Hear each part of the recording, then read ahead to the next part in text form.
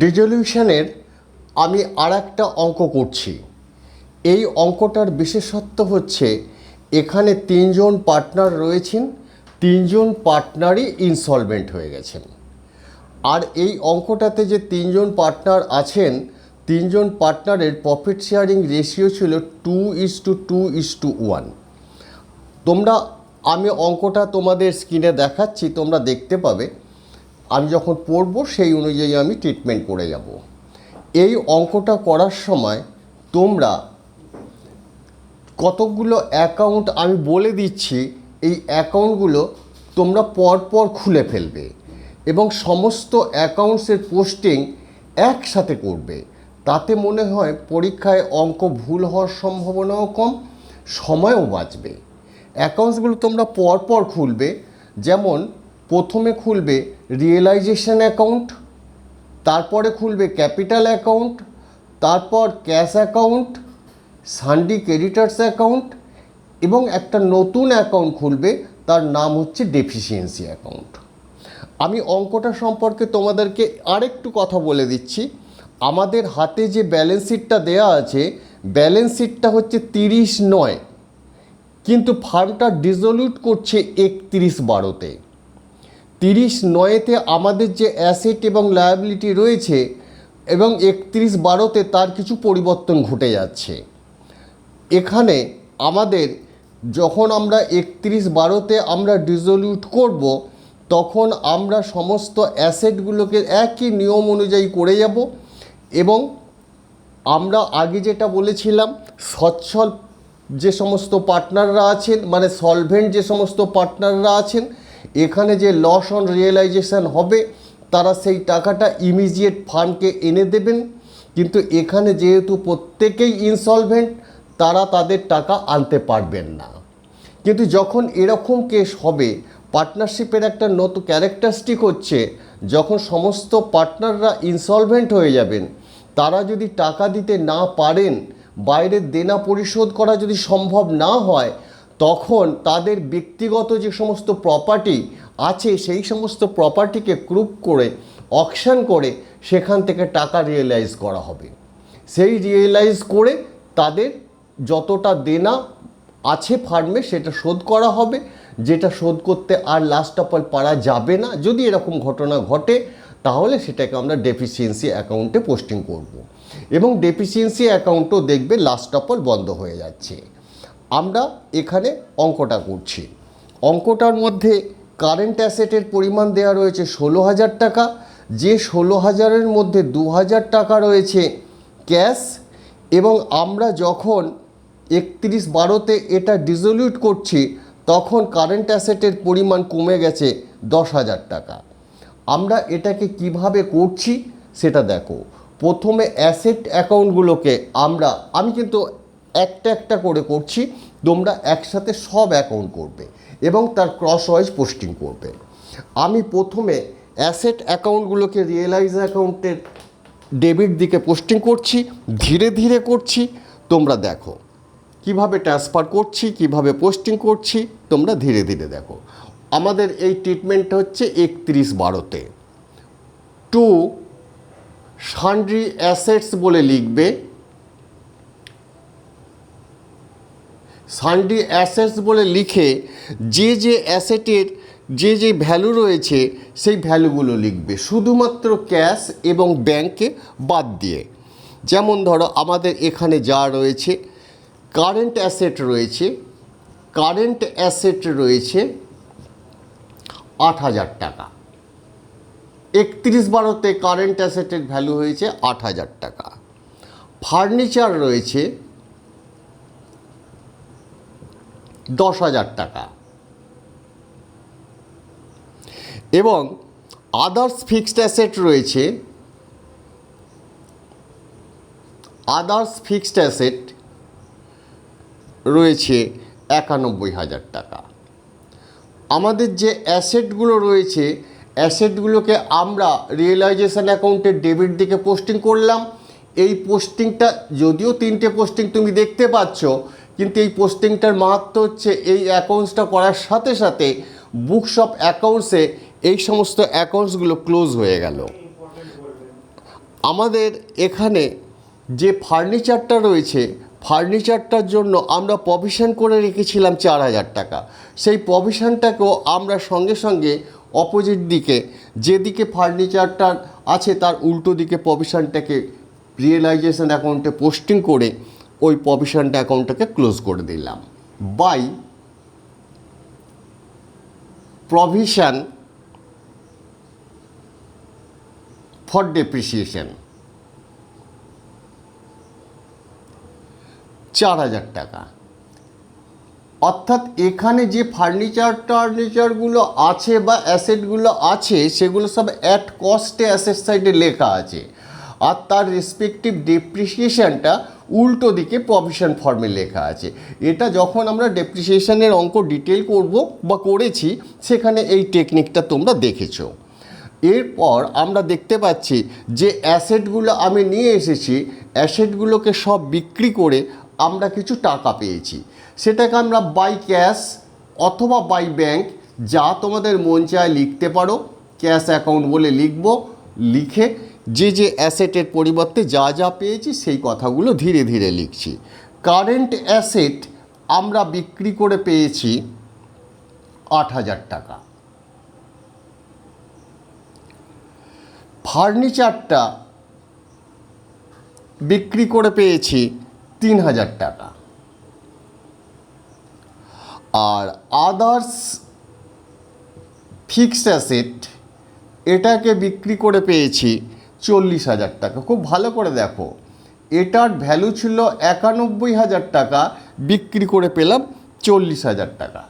Total এই ফিগারটা দেখবে 51,000 আসছে। এগুলো ইনার কলামে লিখতে পারো, ইনার কলামে লিখে যোগ করে বাইরে আউটসাইড কলামও লিখতে পারো। তাহলে আমাদের এখানে যে সমস্ত বুক ভ্যালু ছিল, বুক ভ্যালুতে ডেবিট দিকে লিখলাম এবং সেই অ্যাসেটগুলোকে আমরা বিক্রি করে যত টাকা রিয়েলাইজ করতে পেরেছি সেগুলোকে ক্রেডিট দিকে লিখলাম। আর কিছু আমাদের এখানে পরিবর্তন হয়নি। তাহলে দেখতে পাচ্ছি যে আমাদের ডেবিট সাইডে টোটাল হচ্ছে 1,09,000 টাকা।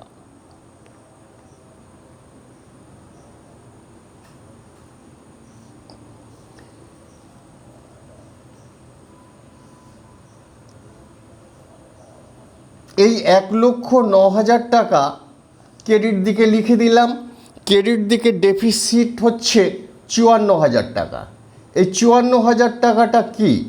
54,000 টাকাটা হচ্ছে লস অন রিয়েলাইজেশন অ্যাকাউন্টের ফিগার। এই লস অন রিয়েলাইজেশন অ্যাকাউন্টটা যে সমস্ত পার্টনাররা রয়েছেন তারা নিজেদের মধ্যে ভাগ করে নেবেন এবং প্রফিট শেয়ারিং রেশিওতে ভাগ করবেন।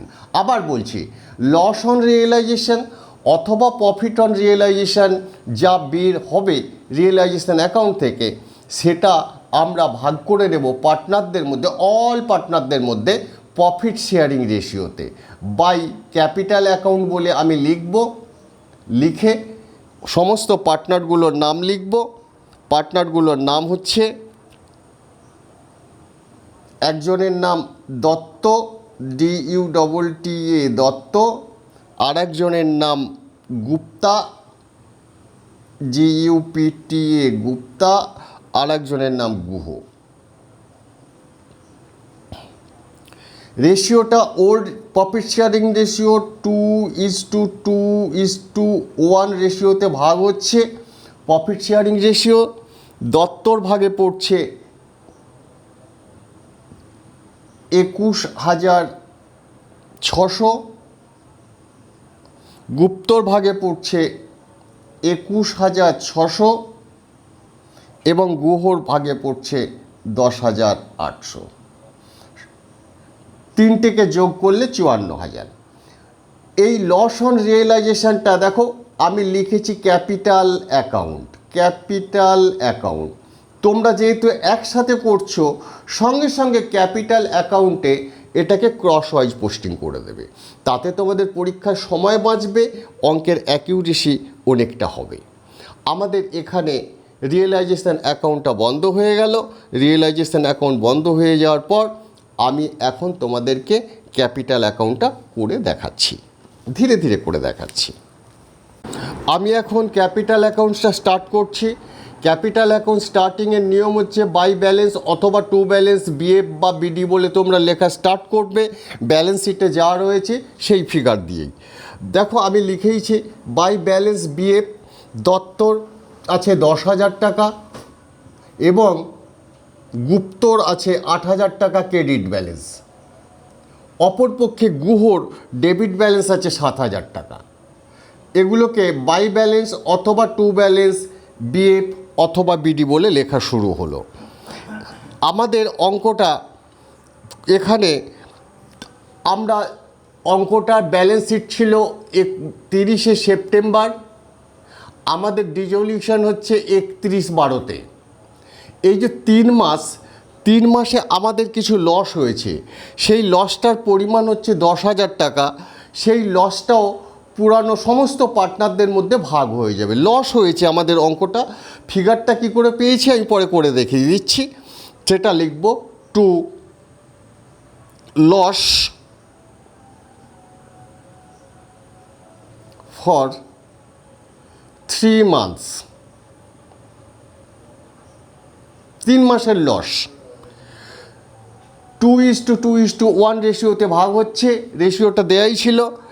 4,000 টাকা পাচ্ছেন, 4,000 টাকা লস বিয়ার করার কথা দত্তর, 4,000 টাকা লস বিয়ার করার কথা গুপ্তার এবং 2,000 টাকা লস বিয়ার করার কথা গুহর। আর লস অন রিয়েলাইজেশান থেকে আমাদের ফিগার এসেছে। সেটা রিয়েলাইজেশান থেকে আমি তোমাদেরকে একটু আগেই বলেছিলাম ক্রস ওয়াইজ পোস্টিং করবে, দেখবে টু রিয়েলাইজেশান বলে লিখবে, লিখে ক্রস ওয়াইজ পোস্টিং। দত্তর হচ্ছে 21,600, গুপ্তার 21,600 আর গুহর 10,800। যেখানে পার্টনাররা ইনসলভেন্ট হবে না সেখানে এই লসের টাকাটা তারা সঙ্গে সঙ্গে ফার্মকে জমা দিয়ে দেবে। আমাদের এখানে যেহেতু এনারা ইনসলভেন্ট হয়ে গেছেন তাই টাকাটা তারা জমা দিতে পারবেন না। আমরা ডেবিট দিকে ক্রেডিট দিকে যা ওপেনিং ব্যালেন্স ছিল লিখেছি, 3 মাসে যে লস হয়েছে লসটাকেও ভাগ করে 3 জনের মধ্যে দিয়ে দিয়েছি এবং রিয়েলাইজেশান থেকে যে লস হয়েছে সেই লসটাকেও আমরা দিয়ে দিয়েছি। অঙ্কটার মধ্যে দেখো একটা জায়গা রয়েছে আমরা কন্টিনজেন্সির জন্য কিছু রিজার্ভ করে রেখেছিলাম। সেই রিজার্ভের পরিমাণ ছিল 2,000 টাকা। এখন এই রিজার্ভটা আমরা যেহেতু ফার্ম বন্ধ হয়ে যাচ্ছে, এটা ক্রেডিট ব্যালেন্স, এটাকে আমরা পার্টনারদের মধ্যে ভাগ করে দিচ্ছি। বাই বলে আমরা ভেবেছিলাম CONTINGENCY কন্টিনজেন্সি রিজার্ভ, মানে কিছু যদি অঘটন ঘটে তার জন্য আমরা কিছু টাকা জমিয়ে রেখেছিলাম 2,000 টাকা। সেই জমানো টাকাটা আমরা ক্যাপিটালে পার্টনারদের মধ্যে ভাগ করে দিলাম। দত্ত পেলেন 800, গুপ্তা পেলেন 800 এবং গুহা পেলেন 400। আমাদের অঙ্ক মোটামুটি আর লস অন রিয়েলাইজেশন 21,000 সমস্ত কিছু লেখা হয়ে গেছে। আমরা দুদিকটাই বন্ধ করছি, এদিকটা বন্ধ করে ডেবিট দিকটা বন্ধ করলাম। যেহেতু ডেবিট দিকটা বেশি, ডেবিট দিকটা বন্ধ করলে হচ্ছে 25,600। যেমন বন্ধ করতে হয় সেইভাবে আমি লিখলাম 25,600।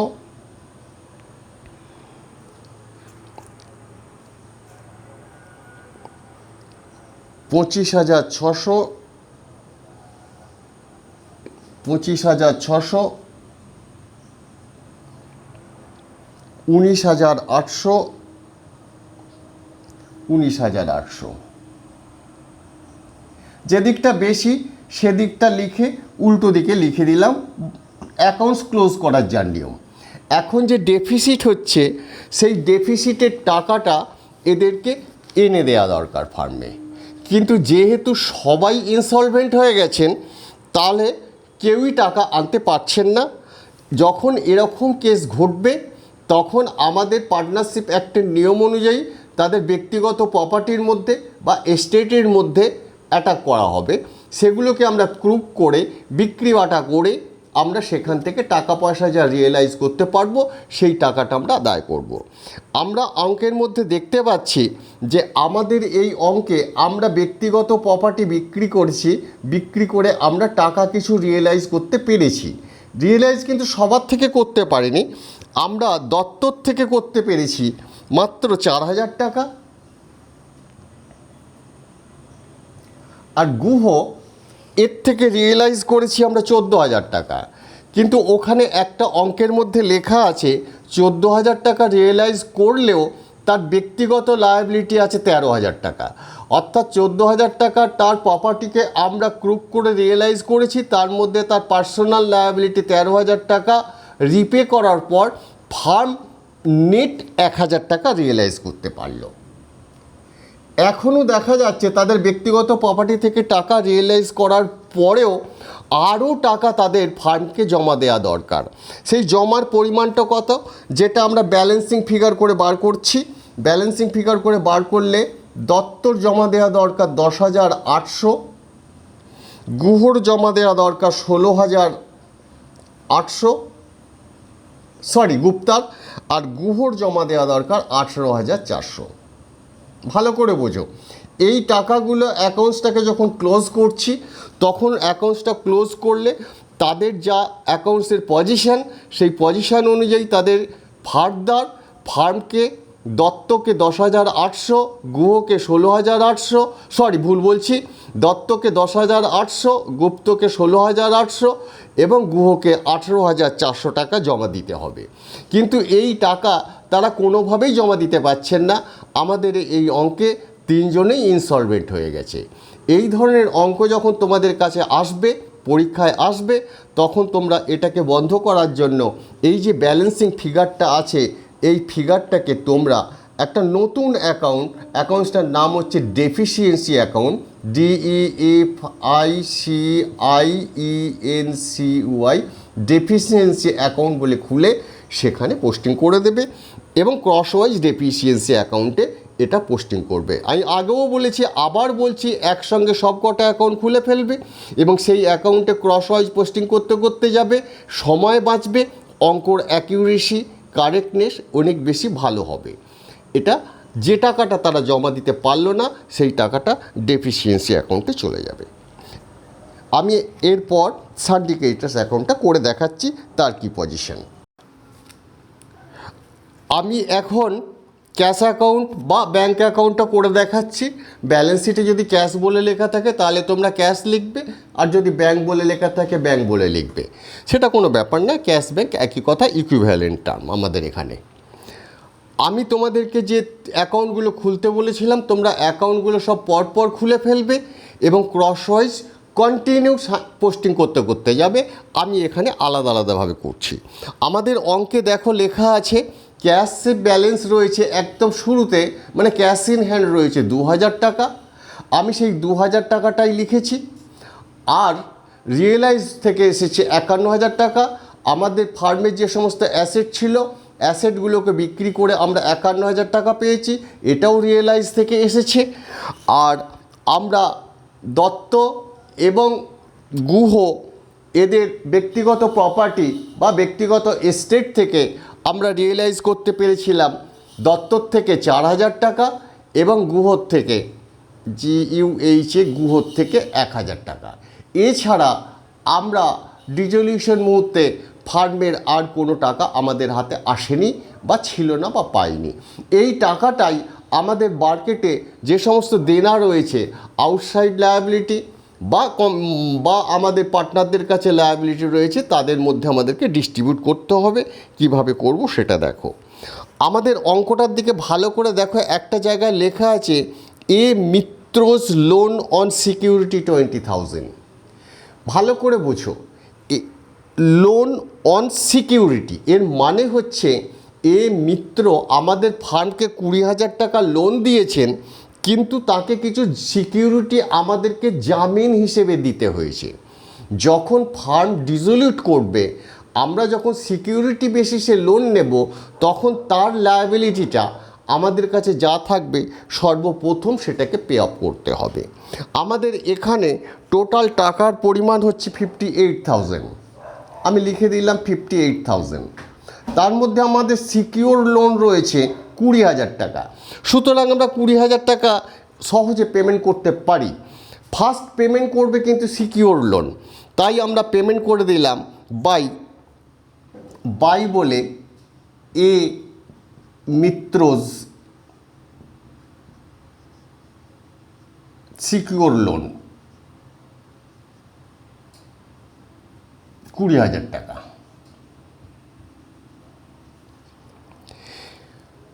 আমাদের 58,000 টাকার মধ্যে মিত্রর কাছে সিকিউর লোন ছিল 20,000 টাকা। 20,000 টাকা শোধ করার মতো আমাদের কাছে সাফিসিয়েন্ট টাকা ছিল, সেই টাকাটা মিত্রকে শোধ করে দিলাম। মিত্রর সাথে আমাদের ফার্মের সমস্ত ট্রানজ্যাকশান ক্লোজ হয়ে গেল, আমাদের হাতে আর টাকা নেই। কিন্তু অপরপক্ষে আমাদের মার্কেটে আরও আদার দেন পার্টনার্স লায়াবিলিটি রয়েছে। যেমন আমাদের সান্ডিকেরিটার্স আছে 80,000 টাকা এবং একটা কন্টিনজেন্ট লায়াবিলিটি অলরেডি ক্রিয়েট হয়েছে 4,000 টাকা। 80 আর 4 84,000 টাকা এখনও পর্যন্ত আমাদের হাতে লায়াবিলিটি রয়েছে, কিন্তু সেই 84,000 টাকা পে করার মতো আমাদের হাতে টাকা নেই। যার ফলে আমাদের হাতে যে পরিমাণ টাকা রয়েছে 38,000 টাকা মাত্র পড়ে রয়েছে। এই 38,000 টাকাই আমরা তাদেরকে দেব। তাহলে বাই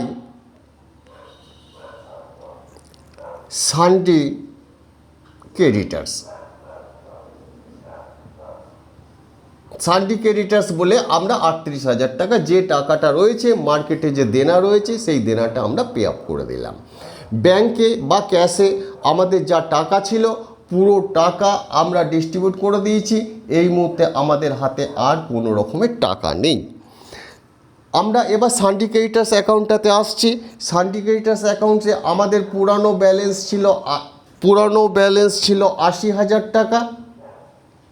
আর একটা কন্টিনজেন্ট লায়াবিলিটি হঠাৎ এসে হাজির হয়েছে, মিলে হয়েছে 84,000 টাকা। অর্থাৎ আমাদের 84,000 টাকা বাইরে দেনা রয়েছে। এই দেনাদারদেরকে আমরা কেবলমাত্র টু ক্যাশ অথবা ব্যাংক লিখে আমরা পে অফ করতে পেরেছি মাত্র 38,000 টাকা। ভালো করে বোঝো, আমাদের মার্কেটে দেনা 84,000 টাকা, আমাদের হাতে টাকা রয়েছে 38,000 টাকা। তাই 38,000 টাকা এটাকে দিয়ে দিলাম। দেওয়ার পর দেখা যাচ্ছে এখনও পর্যন্ত 46,000 টাকা আমার তাদেরকে দেওয়ার কথা, যে টাকাটা আর ফার্ম দিতে পারবে না। এটাকে আমরা যে নতুন অ্যাকাউন্টটা বলেছিলাম টু ডেফিসিয়েন্সি DEFICIENCY ডেফিসিয়েন্সি অ্যাকাউন্ট বলে একটা নতুন অ্যাকাউন্ট খুলে সেই অ্যাকাউন্টে ট্রান্সফার করে দেবে। উভয়ের দিকে দেখো 84,000 হয়ে গেল। এরপর আমি আর একটা ছোট্ট অ্যাকাউন্ট খুলবো ডেফিসিয়েন্সি, দেখাবো ডেফিসিয়েন্সি অ্যাকাউন্টটাও বন্ধ হয়ে গেছে। এখন আমি ডেফিসিয়েন্সি অ্যাকাউন্টটা করে তোমাদেরকে দেখাচ্ছি। আমি এখন ডেফিসিয়েন্সি অ্যাকাউন্টটা করে দেখাচ্ছি। এটা করে দেখানোর কোনো প্রয়োজন নেই, আমি তোমাদেরকে বলেছিলাম তোমরা একসাথে সমস্ত অ্যাকাউন্টগুলো পোস্টিং করবে। তোমরা যদি করে থাকো তাহলে দেখবে ডেফিসিয়েন্সি অ্যাকাউন্ট অটোমেটিক মিলে গেছে। তবু আমি তোমাদেরকে করে দেখাচ্ছি। দেখবে সান্ডিকেরিটার্স থেকে বাই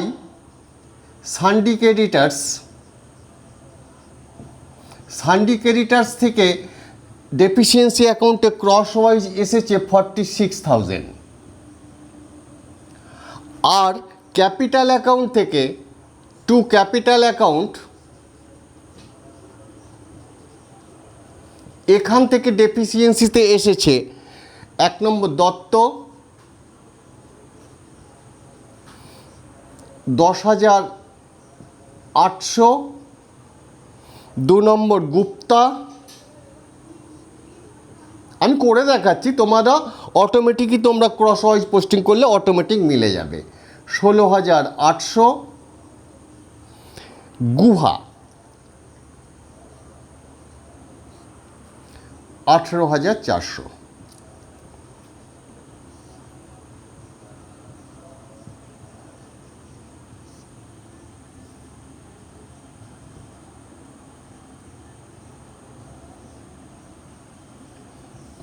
দেখো ডেফিসিয়েন্সি অ্যাকাউন্ট মিলে গেল। আমি এটা তোমাদেরকে করে দেখালাম, একই কথা আমি আবার রিপিট করছি। এই ফিগারটা সানডি ক্রেডিটার্স থেকে ক্রস ওয়াইজ এসেছে, এই ফিগারগুলো ক্যাপিটাল অ্যাকাউন্ট থেকে ক্রস ওয়াইজ এসেছে, অটোমেটিক দু সাইড মিলে যাবে। এখন প্রশ্ন হচ্ছে, আমি বলেছিলাম 4 মাসে কিছু লস হয়েছে, সেই লসটা কিভাবে অকার করেছে সেটা আমি সংক্ষেপে একটু ওয়ার্কিংস করে দেখিয়ে দিচ্ছি। ওয়ার্কিংস তোমরাও করে দেখাই দিতে পারো। আমাদের অ্যাসেট ডিক্রিজ করেছে, আমাদের কারেন্ট অ্যাসেট ডিক্রিজ করেছে,